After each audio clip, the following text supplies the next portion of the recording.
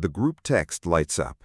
8:14 p.m. on a Friday. You look at the phone sitting on your desk. 3 names. 4 bubbles of text appearing in rapid succession. They are planning the weekend. They are complaining about the prices at a bar downtown. You read the messages. You do not type. You let the screen go dark. There is a specific kind of silence in your apartment. It is the silence of an environment where nothing is broken, nothing is overdue, and nobody is coming to collect. You spent your entire adult life trying to reach this exact silence. You didn't know it was going to feel like this. You didn't know that building a fortress means, by definition, that you are the only one inside it. This is how the gap opens. Not with an argument, not with a betrayal. It happens in increments so small you don't notice them until you look across the distance and realize you can't hear the people on the other side anymore. We'll come back to this Friday night. We'll come back to the group text you never replied to. But to understand why you put the phone face down, you have to understand the math that got you here. Level 1, the shared gravity. $35,000. You are 24. You are broke, but you are not broke alone. That is the crucial distinction. You and your friends live in a shared reality defined entirely by limits. You share passwords. You split a $14 pitcher of cheap beer at a dive bar because it is the most mathematically efficient way to exist in public. The complaints are a bonding ritual. The rent is too high. The manager is incompetent. The direct deposit hits on Friday and vanishes by Monday. You trade these stories like currency. This is the shared gravity of the bottom. It holds you down, but it holds you together. You don't have money, so you have each other. If a tire blows out, it is a collective emergency. If someone gets a $50 parking ticket, it ruins the week, and everyone understands exactly why. The empathy is effortless because the math is identical. There is a deep, unacknowledged comfort in this level. You are struggling, but the struggle is the primary language of your social world. You speak it fluently. You don't have to explain yourself. You just swipe your debit card, hold your breath, and look at the person next to you who is doing the exact same thing. The first rule. At the bottom, lack of money isn't just a circumstance, it is the culture. And the culture is the only thing keeping you warm. Level 2. The private breath. $65,000. It takes 3 years. You get a new job, a title change, a modest bump in salary. It doesn't look like wealth. It looks like breathing room. Your take-home pay increases by roughly $600 a month. You don't buy a new car. You don't move. You do something much more dangerous. You start paying off the credit card. You set up an automatic transfer. The balance drops. $4,000 becomes $2,000. $2,000 becomes zero. You are sitting at the same dive bar with the same friends. The pitcher is still $14, but something fundamental has shifted inside your chest. When the check comes, your heart doesn't accelerate. You don't mentally rearrange your grocery budget to cover your $7 share. You just pay it. You look across the table. Your friend is staring at his phone, calculating his exact portion down to the tip. You recognize the face he is making. You used to make it. You don't make it anymore. You don't tell them the debt is gone. You don't announce the raise. You keep the celebration entirely to yourself. Why? Because you sense intuitively that your relief is a threat to the shared reality. If you are not panicked, you are not participating. So you nod when they complain about the cost of groceries. You agree that everything is getting too expensive. You perform the anxiety you no longer feel. The second rule. The first step of financial isolation is the decision to hide your relief. You start living a double life. The math in your head no longer matches the words coming out of your mouth. Level 3. The unspoken gap. $120,000. You crossed 6 figures. You didn't buy a watch. You didn't lease a BMW. You opened a brokerage account. You read about index funds. You set up a transfer that pulls $1,500 out of your checking account on the first of every month before you can see it. You are aggressive. You are deliberate. You are entirely focused on the spreadsheet. The group text is still active.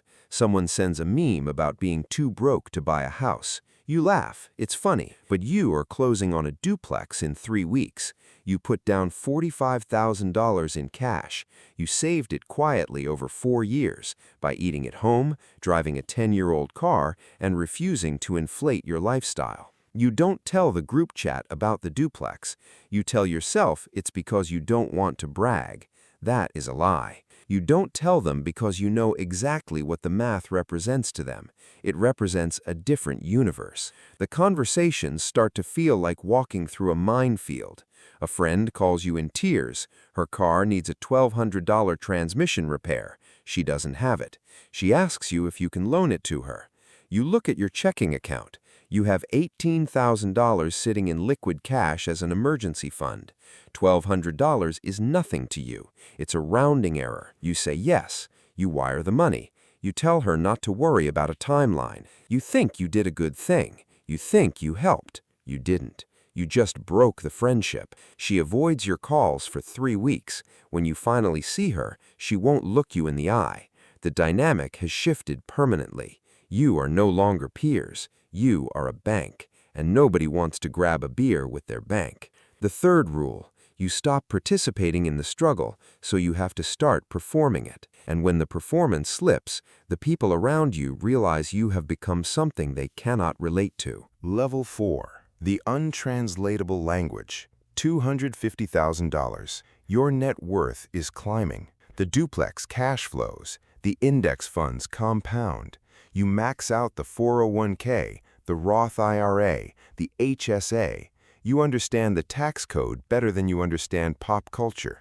You are at a dinner party.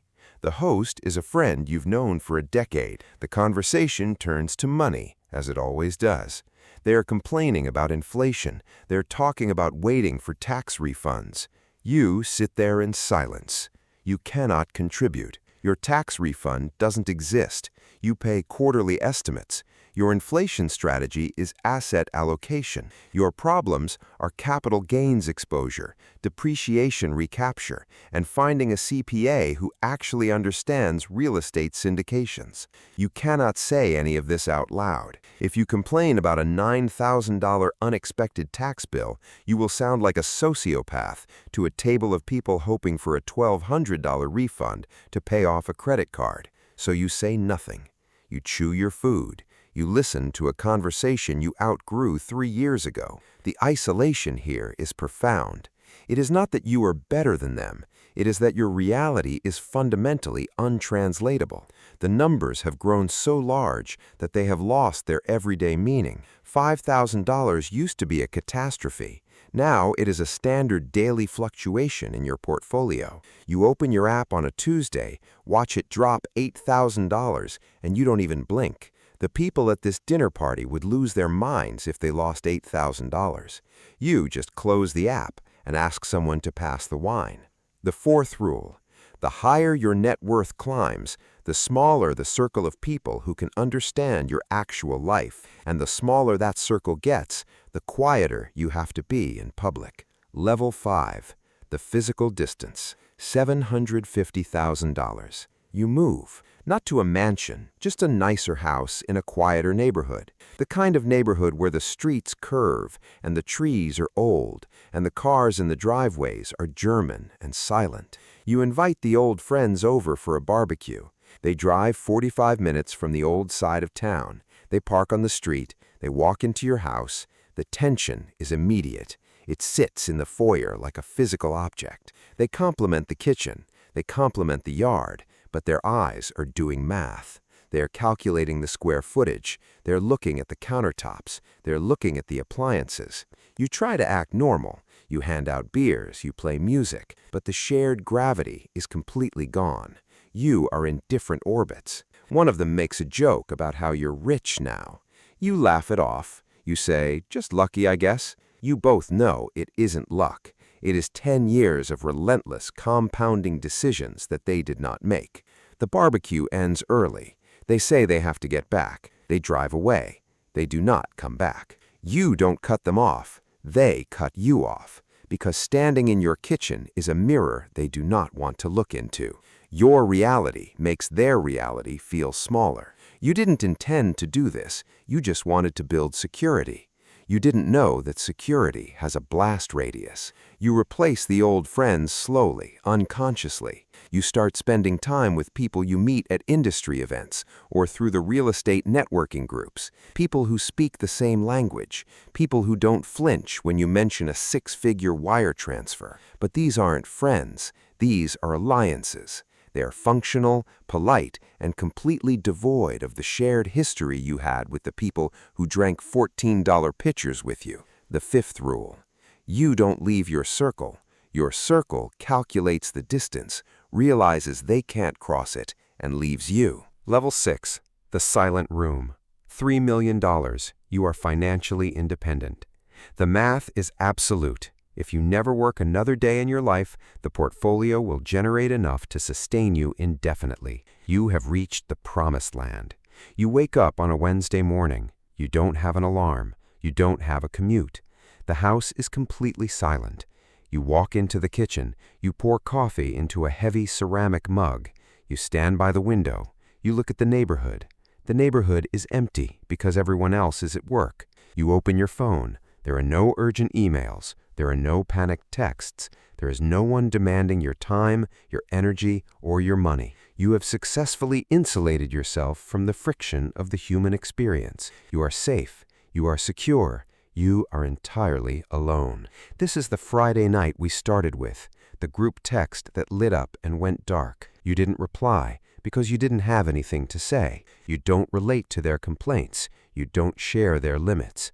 You built a machine that produces absolute freedom, and now you are discovering what absolute freedom actually is. It is not a beach. It is not a yacht.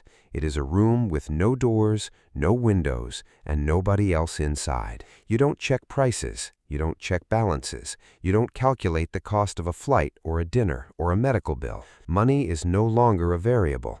It has become oxygen. You don't think about it unless it's gone. And yours is never going to be gone. But the side effect of removing all the friction from your life is that you have also removed the traction.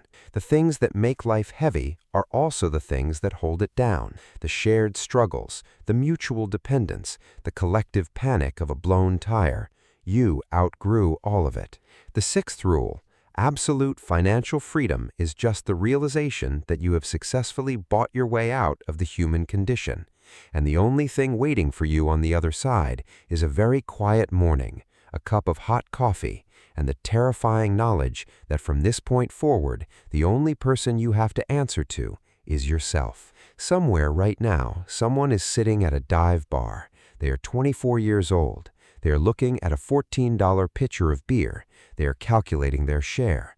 They feel broke. They feel trapped. They think the money will solve the feeling. They don't know yet that the money doesn't solve the feeling.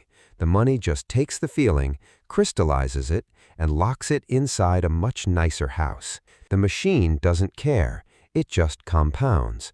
The math always works. You just have to decide if you are willing to pay the invoice when it finally arrives.